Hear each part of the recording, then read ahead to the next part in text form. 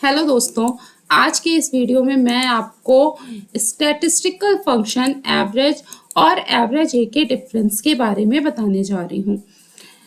इस एवरेज और एवरेज ए को समझने से पहले हमें ये समझना ज़रूरी है कि एक्सेल में ट्रू की वैल्यू 1 होती है और फॉल्स की वैल्यू 0 होती है।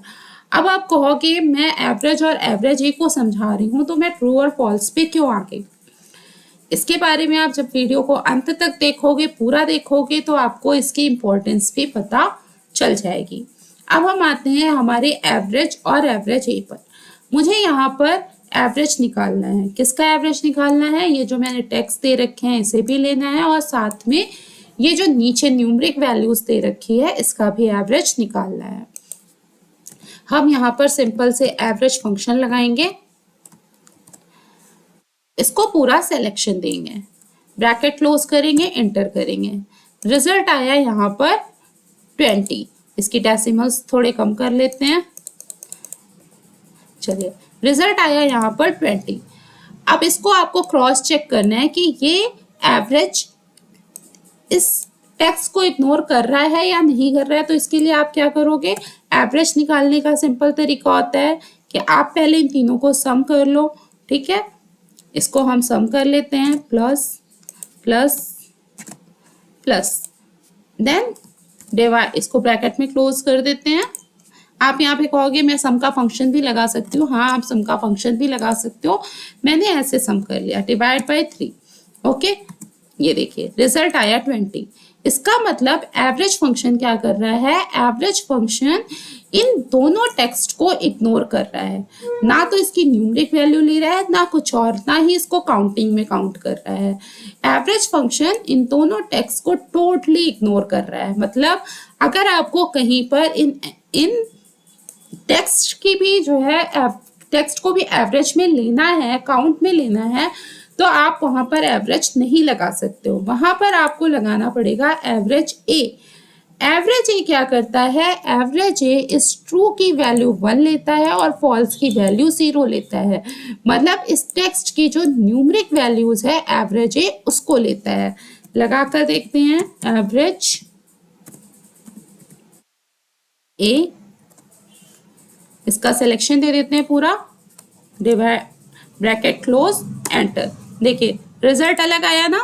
सेम ही सिलेक्शन हमने यहाँ पर दिया था एवरेज के लिए और सेम ही सिलेक्शन हमने यहाँ दिया एवरेज ए के लिए, पर दोनों का रिजल्ट डिफरेंस है। क्यों डिफरेंट है दोनों का रिजल्ट? क्योंकि एवरेज ए क्या कर रहा है? इस ट्रू की न्यूमरिक वैल्यू 1 को भी काउंट कर रहा है और फॉल्स की न्यूमरिक वैल्यू 0 को भी ले रहा है। अगर आपको रिजल्ट चेक करना है तो आप इसका रिजल्ट चेक कर सकते हो। हम इसका सम लेते हैं।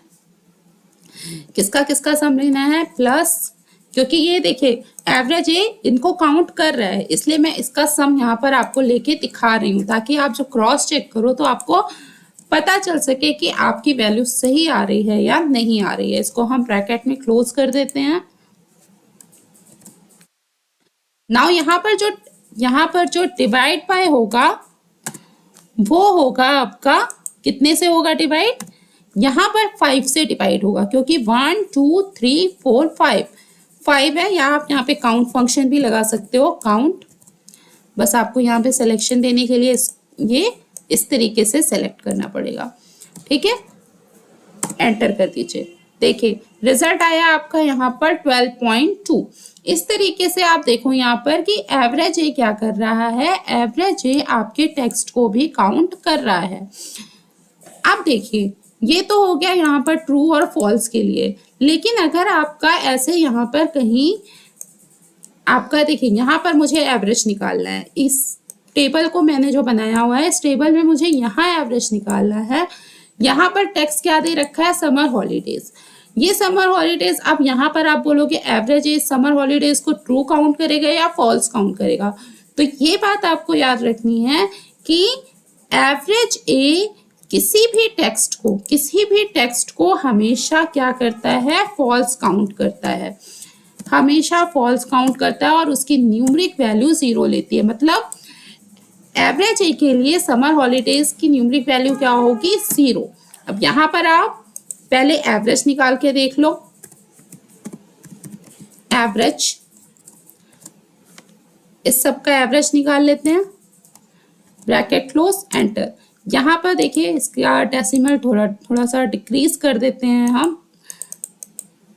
यहाँ पर इसकी वैल्यू आ रही है 3548.09, ठीक है, क्योंकि यहाँ पर जो ये कर रहा है एवरेज, उसमें ये समर हॉलीडेज को काउंट नहीं कर रहा है, ना तो ये सम में काउंट करेगा, ना ये जब आप इसका डिवीजन लोगे तो करेगा। मतलब ये जो डिवाइड कर रहा है वो 11 से डिवाइड कर रहा है, 12 से नहीं।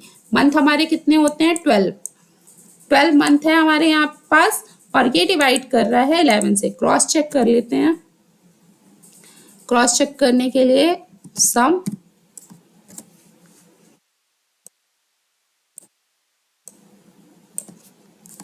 Divide by count,